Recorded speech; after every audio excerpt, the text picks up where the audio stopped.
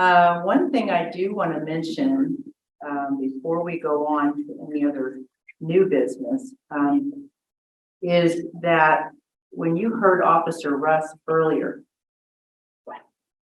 I said to you that he is actually right now speaking for us as a code enforcement officer in a planning commission meeting. And I wanted you all to know that this particular issue relates to things that would affect Siesta Key Village and many of us who live near enough to hear music that travels real well across water bodies like canals and other areas all around here. And there was an application for consideration of a special exception. What that means is it's outside of what the current code and ordinances allow. And they were asking for permission to have live music until 2 a.m. every night of the week. And the reason this is unusual, I mean, it's unusual given, thank you. I have to take this off. It's unusual because of where it's located is in an area where there's a significant number of not only vacation rentals, there's a small hotel, it's a family-oriented hotel. It's been there for years and been remodeled and is within 41 feet of the source of the sound that would come from that location. And it also is across the street from another housing area that's primarily vacation rentals, B&Bs, things like that. And then there's the Grand Canal with a fair number of high-end primary residences on that canal. And there has not been there's not been any change in the noise ordinances, nor anyone granted anything like that. There's only been two existing businesses that have that right to be open until 2 a.m. with live music. And that is the Beach Club and the Hub. And those are both grandfathered in with that permission that's attached to the property, but they don't use it. The Beach Club that used to be quite noisy is now completely enclosed. And the noises that we used to hear in our neighborhoods, you know, a mile away down by the Grand Canal, you don't hear a thing. The other place, the Hub, plays acoustic guitar music on the front patio during food service, and that's their permission to have live music. Now, Beach Club has live music, but it doesn't go out the back door anymore. So those are the only two existing places that have that permission. So we've actually worked hard on noise ordinances. Many of you that have been around and know what we worked on, we've worked very hard with the noise ordinances over the years and used to go out and meet with the sheriffs and do the sound measurements. And it was crazy, and it's really hard to do because code enforcement officers do not work 24/7. Sheriffs do. So that meant the sheriffs had to get trained in how to do this in order to then give legal advice to the code enforcement people who couldn't be present. It was quite hard, all the work that was done. And the only other place that was ever a violator at times was the Oyster Bar, which we all love, but it's because there was no obstacle between it and the condominiums that are full-time residents. Now there is. Now Gidget's has a nice big wall between it and the Oyster Bar. And actually the owners of the Oyster Bar have been very positive about managing their sound so that their players, the live music, goes to the rear of their building through their kitchen. And it's nice music, but they don't play until 2 a.m. So this is what's going on as we speak right now. Is there is a hearing in the Planning Commission. And we did submit, just so you all know, a letter, a couple of pages, and there was a lot of detail done by other people that feel impacted by this potential. And I feel very confident, I really do, that I can't imagine that they would be able to approve this. The same request was made 20 years ago, and it was denied by the same entity. So, and we're not against live music.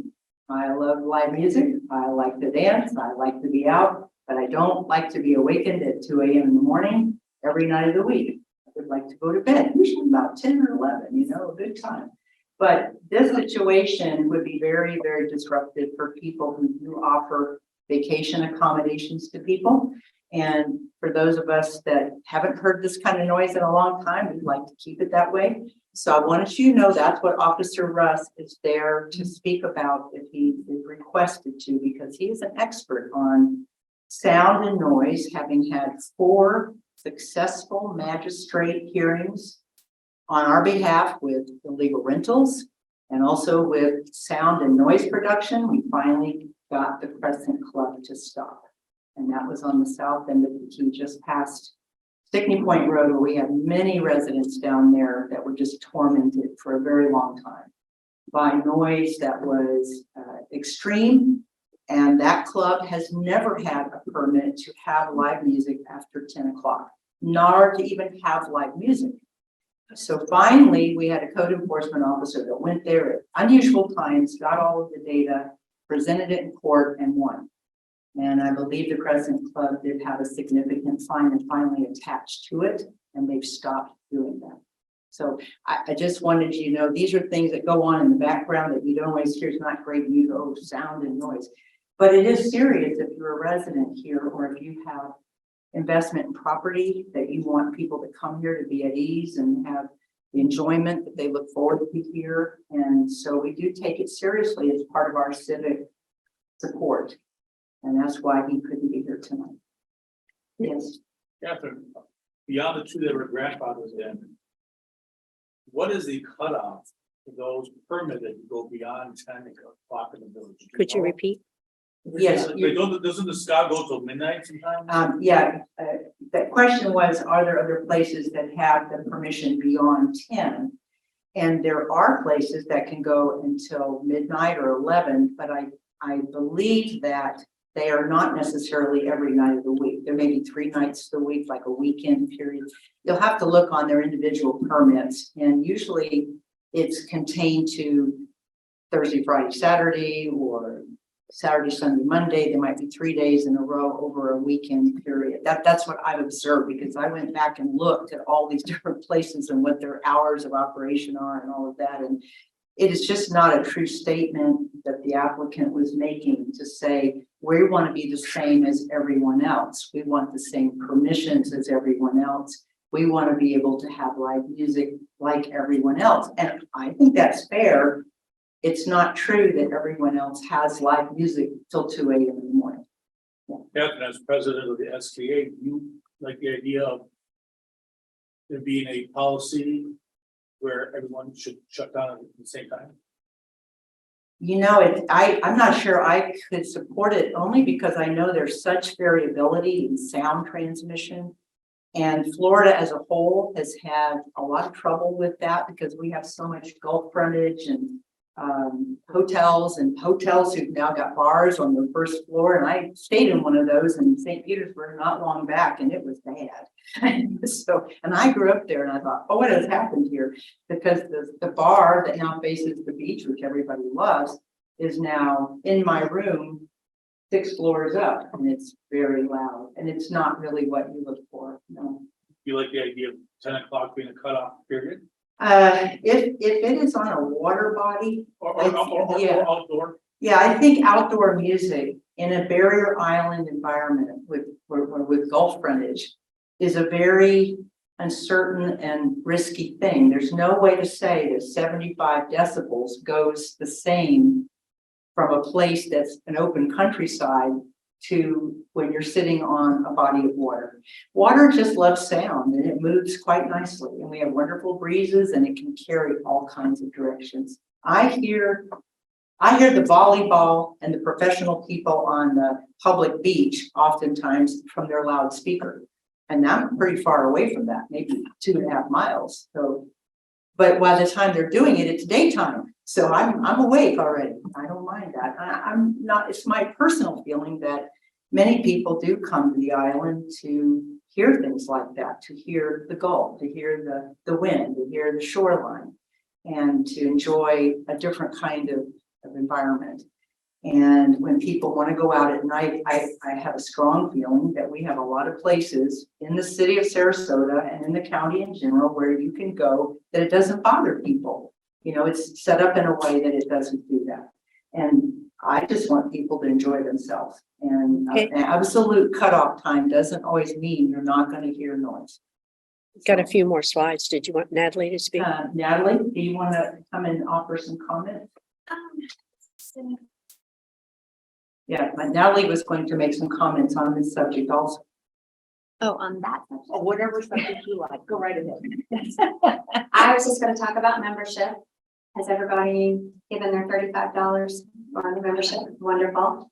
Make sure you reach out to your neighbors, to people you know. If you're in a condo or a homeowners association, reach out and just, let them know it's $35. We're doing everything we possibly can to protect the integrity of the island.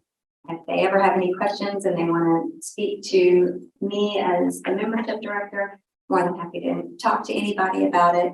We do have the membership application up here. Anybody needs to fill one out.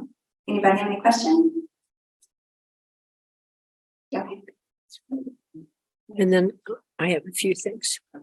You have a couple of questions or comments? Yeah, I did. Well, I just wanted to go over a couple of things. I'm not going to cover any of this as far as details. Guys, you've been through my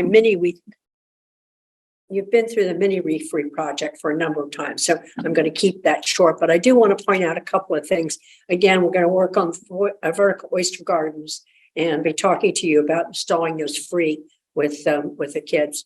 But we and Siesta Key Association, our project, we will be sponsoring. We'll get a table at the Center of Anna Maria on Saturday, where they have the Lester Family Fun Days. So there'll be pony rides, crafts, all kinds of things, and we'll also be able to talk about the environment and what we all are doing. We'll have Venice there and Siesta Key and Anna Maria Island talking about their projects for restoration of the environment in the water. So just so you know. Also, I wanted to talk about one more thing. There was one more that was out there. Did I get it all? That's it. And I'll give you an update next time. Thank you.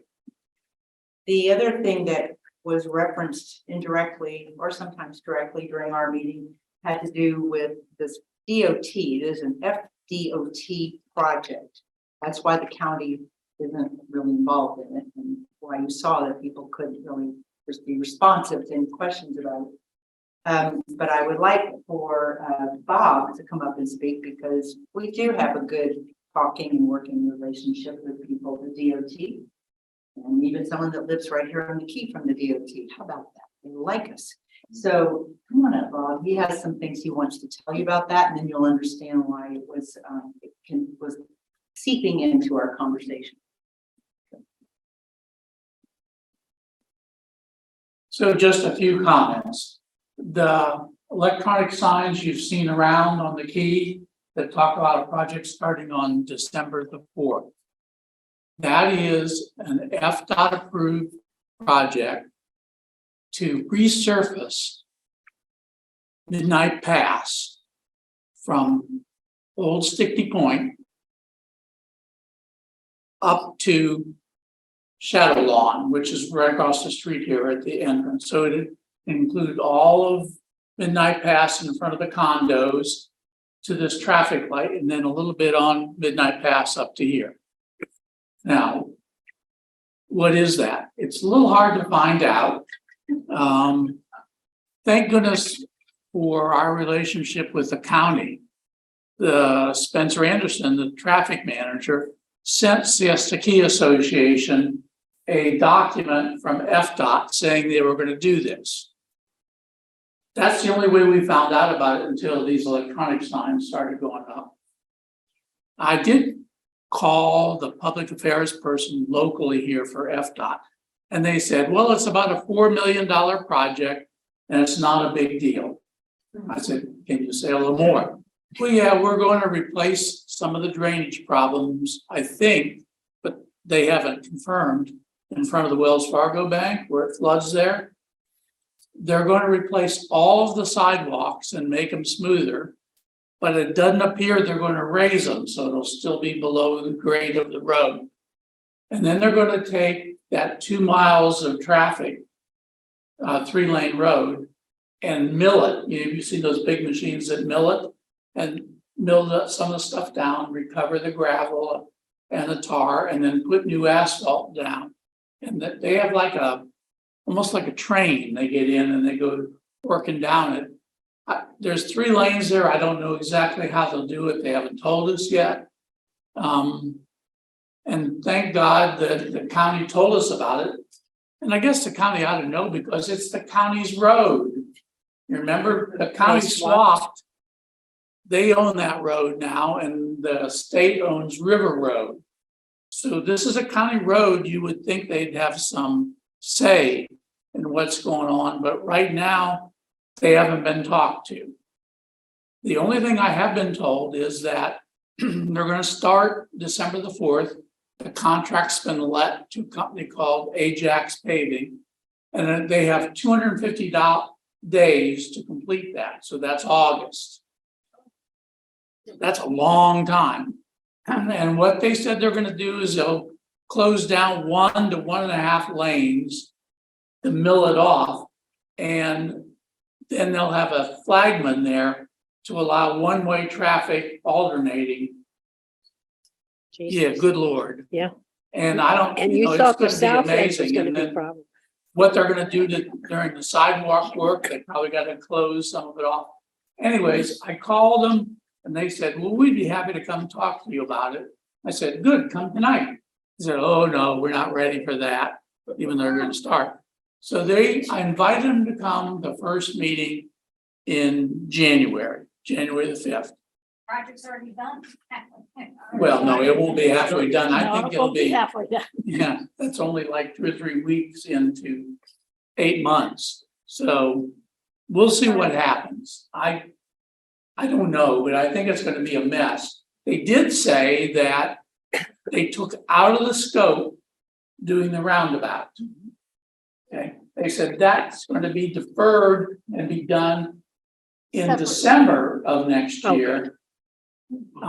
And it'll be a county managed project. As opposed to an FDOT regional managed project. So And if the that's all county, I know right now, but, if the county has to pay for it, they may never do. well, no, We can hope. 'Cause part they of the recently road were swap. doing it because FDOT was gonna pay for it. Who's gonna pay for it? The FDOT is paying for the resurfacing. FDOT will pay the $500,000 for the roundabout, but they're gonna require the county to manage it. So, and I heard tonight that it's gonna be in December. The reason they're getting this done now is they only have funding in this year's fiscal budget to do the $4 million resurfacing. So, and their budget runs out in September, just like everybody else. So I wish I knew more about it, Ayn. Yeah, I wish you knew more about what's going on 41 too, at the other end of Sydney.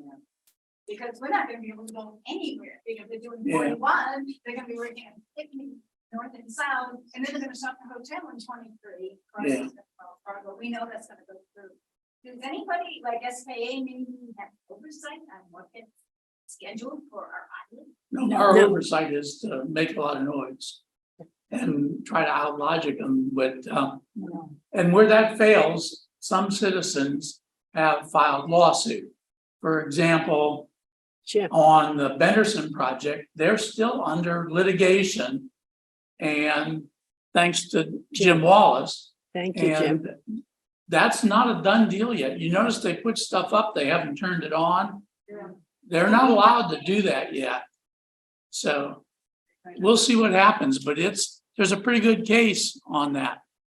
John, John, do you feel that the repaving needs to be done regardless of lack of information, timing?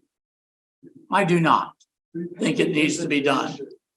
I think it's just, They can repave that whole damn thing. That process is so wild. When you see it on operation, they grind the road, you can literally follow behind the process that's doing the whole road. They grind the road, the truck comes off the road, goes into another truck.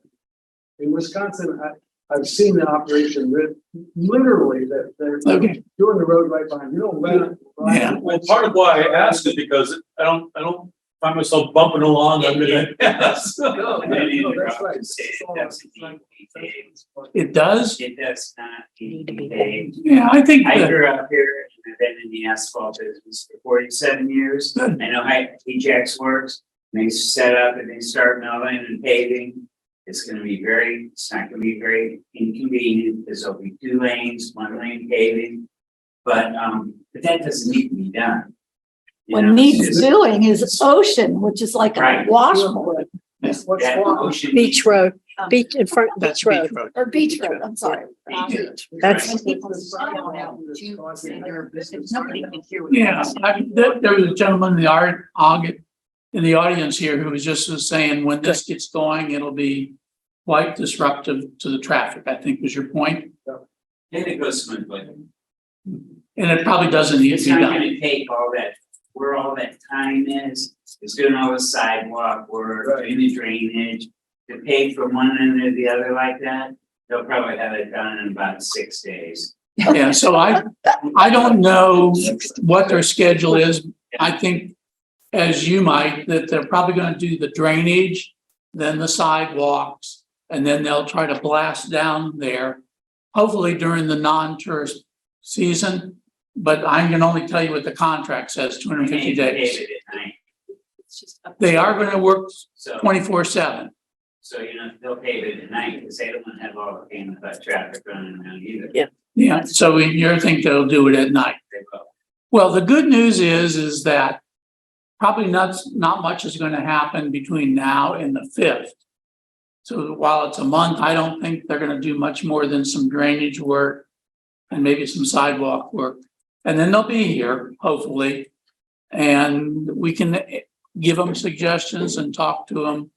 But I know when I talked to the lady, she didn't know much about it, and she said it's not a big deal, and I hope they're right.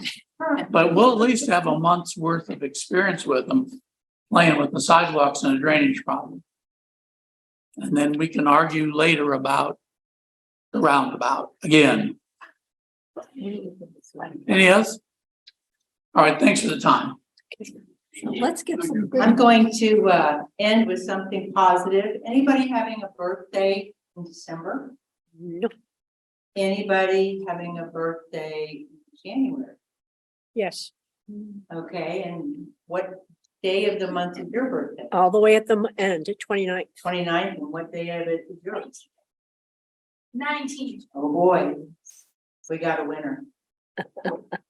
I would like to give you this December advent calendar so you can keep all your days straight. There's a chocolate reward For each every one day. that you open.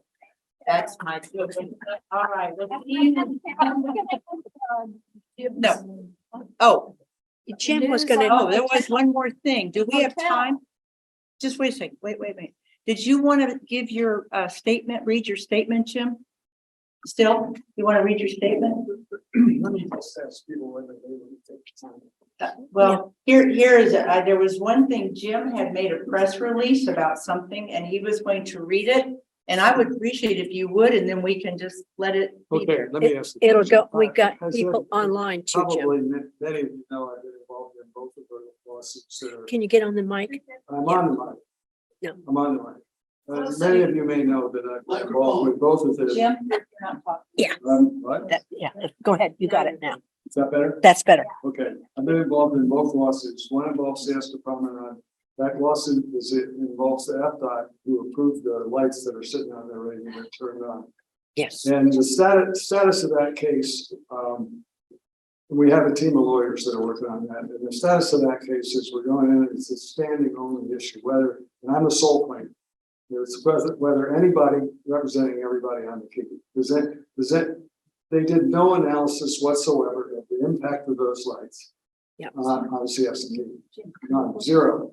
And so the question is, do we have standing? If we do, we'll go forward on merits. My lawyers feel we're absolutely gonna have standing, and so we'll be on the next step.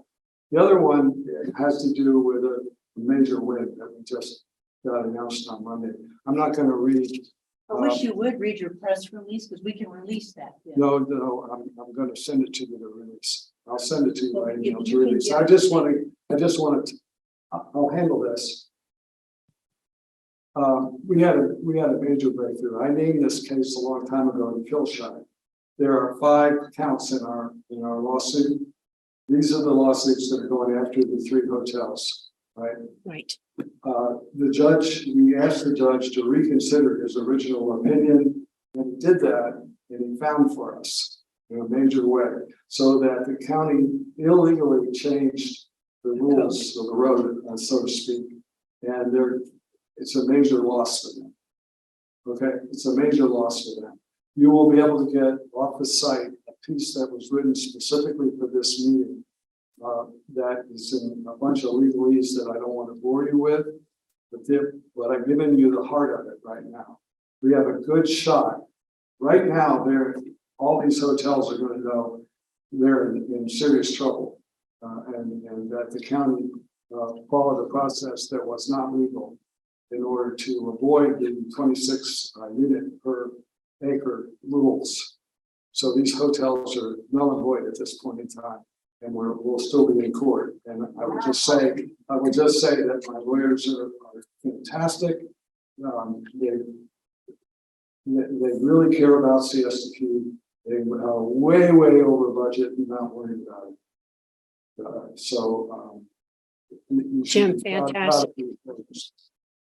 Thank you. Yes, Jim, a ruling or an opinion? this was ruling or an opinion? this was a ruling on 1 count, and but you'll see it you'll see it.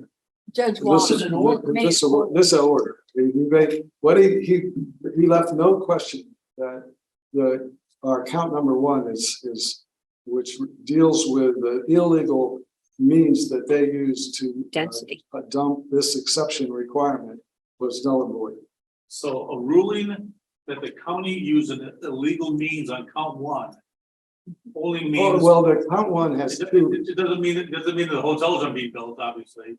It's just a small part of a big puzzle, correct? No, it means that the approval process is null and void. The process they use to approve those hotels is null and void. So these guys do not have an approval at this standpoint. But I don't want to play lawyer here. Well, I'm in a pickle being the editor of the paper on how to play this. Well, you can, and you'll have a copy of the document that David Smolker, the lead counsel in this matter, wrote for your purposes. It's specifically for the press, and it'll be available. It'll be available on their site tomorrow, right? I'll put it up as soon as you give it to me. Yeah. I'll go home and We get it wanted up. Jim Yeah, as to- soon as you give it to me, Jim, I'll put it up. I don't think it's worth it. Since it's loaded with a bunch of legalese, I don't think it's worth reading to this group.